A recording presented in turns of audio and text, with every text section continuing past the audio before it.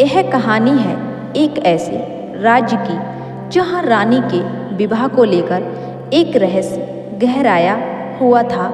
एक ऐसी गुफा जो लोगों की कब्र बनती चली गई और एक ऐसी शर्त जिसे सुनते ही बहादुरों के कदम भी ठिठक जाएं। यह कहानी है साहस की उस अंतिम परीक्षा की जहाँ हार का मतलब था अंधेरे में खो जाना सदा सदा के लिए। बड़े राज्य की रानी जो अभी तक अविवाहित थी, उसके पीछे एक रहस्य छिपा हुआ था। रानी से विवाह की एक विचित्र और खतरनाक शर्त थी।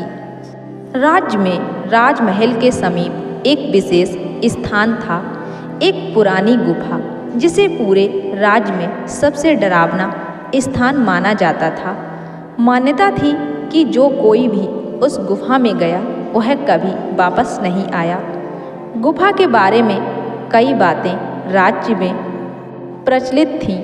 उसका वर्णन अभी तक के सबसे डरावने स्थान के रूप में किया जाता था और शर्त यह थी कि जो भी रानी से विवाह करना चाहता उसे उस गुफा में जाना होगा। न सिर्फ गुफा में जाना होगा बल्कि उसके अंत तक पहुंचना होगा। एक और आश्चर्यचकित रहस्य यह भी था कि जो भी व्यक्ति वहां पहुंचेगा उसकी तस्वीर पहले से उस गुफा के अंत में लगी है। यह गुफा भली भांति जानती है कि उसके अंत तक कौन पहुंचेगा और वहां तक वही व्यक्ति ही पहुंच सकता था। यही बात सबसे बड़ा रहस्य थी। इस शर्त को मानकर कई राजकुमार, योद्धा और साहसी लोग गुफा में गए, लेकिन वे कभी लौटकर नहीं आए। उन्हें लेने भय के कारण कोई नहीं जाता। जो भी गया वह वहीं का होकर रह गया। उनकी किस्मत वहीं गुफा की अंधेरी परछाइयों में खो गई। अब ऐसे बहुत ही कम लोग थे जो रानी से विवाह का सोचते थे। लेकिन एक दिन एक साहसी और धैर्यवान राजकुमार ने इस चुनौती को स्वीकार किया। उसने भरी सभा में उस गुफा में प्रवेश करने की चुनौती को स्वीकार किया।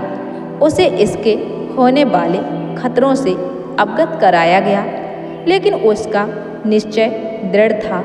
उसने तय किया था कि वो उस गुफा के अंत तक जाएगा। उसका उद्देश्य रानी से विवाह करना नहीं था, बल्कि वो देखना चाहता था कि उस गुफा के अंत में आखिर ऐसा क्या है। वो गुफा में प्रवेश करता है। गुफा में प्रवेश करते ही उसे मृत शव के अवशेष दिखाई देते हैं। उनसे उठने वाली सड़न से उसके हाथ में जो लालटेन थी वो भी बुझ गई। उसने अपनी बुद्धि का प्रयोग किया। उसे ज्ञात हुआ कि गुफा में इस छोर पर उपयुक्त हवा नहीं है, जो है वो दूषित है। इस कारण यहाँ मृत्यु होती है। अंधेरे में उसे कुछ दिखाई नहीं दे रहा था। उसने अपने मुंह पर कपड़ा बांधा और तेजी से चलना प्रारंभ किया। जैसे तैसे वो आगे बढ़ा और एक छिद्र दिखाई दिया। वो उसके समीप गया। वहाँ उसे थोड़ा आराम मिला और प्राणवायु उसे मिली। अब और आगे बढ़ा। पक्षियों की चीखें, चमगादड़ों की झुंड, दीवारों से टपकता पानी और सन्नाटे की गर्जना उसे डरा नहीं सकी। वह अपने साहस और विश्वास के साथ आगे बढ़ता रहा। अंत में वह एक ऐसे स्थान पर पहुंचा जहां से आगे कुछ नहीं दिया था। इस गुफा का अंत उसी दीवार पर एक बड़ी तस्वीर थी जो उसे अपनी धुंधली आंखों से दिखाई दी। अभी उसे कुछ दिखाई नहीं दे रहा था क्योंकि अंधेरा था, साथ ही उस पर मिट्टी की परत भी। उसने उस तस्वीर को दीवार से निकालने की कोशिश की और वो उसमें सफल हुआ। जैसे ही उस दीवार से तस्वीर निकली, प्रकाश से उसकी आंखें चौंधिया गईं। तस्वीर के पीछे कोई दीवार नहीं थी, यही प्रकाश को रोके खड़ी थी।